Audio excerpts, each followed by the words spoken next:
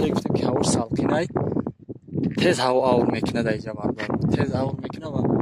بسیار شمول اگر یک ماهی نویا بار بیو یا کمی سنتیابر روز با فکر اینجا برف میزنه اینجا برف میزنه برای که خنکه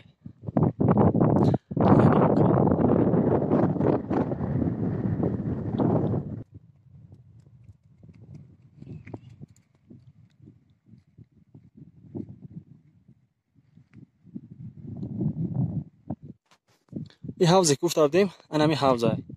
این حوضه حوض بورای رنگش و زیبا نزدیکتر میرم من آورد میگیرم سوی عزیز نگاه کنید از این پایینتر با میره با هسته یک حوض یک تا دیگر هسته همین تپور هم میگذاری بالا میره با یک حوض دیگر تقریبا 4 تا گفتیم 4 تا حوض هم اینجا هسته یک جای هسته که عموما جای توریستی است طبیعت جای خوبه برای دمگیری به هر جای خوبه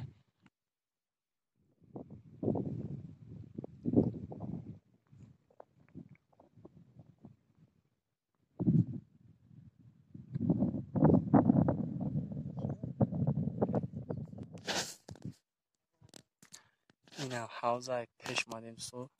خیلی که میبینی برای مثلا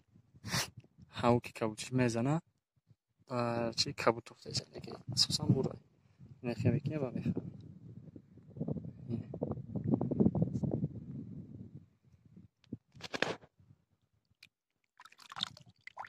اوش خنکه اوش توزه به حد توزه نگاه کنید سوادی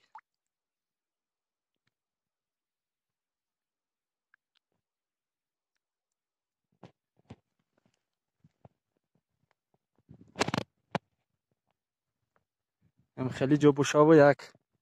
5-6 نفر باشی و یکم گوسفند میگیری یکم بز بگیری در همی لوای حوض جای همی ششلیک هیده ششلیک میکنی میزنی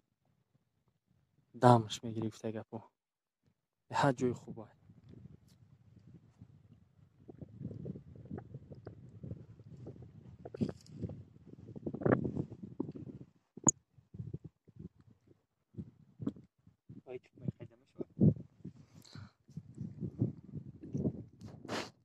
دوستای عزیز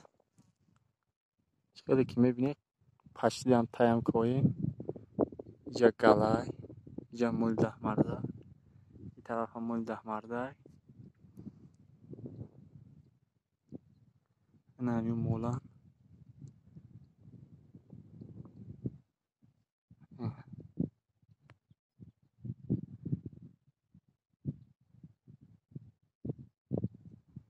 گلا چریده ایسا طرف هم بوشه بفین و هم گوان چیه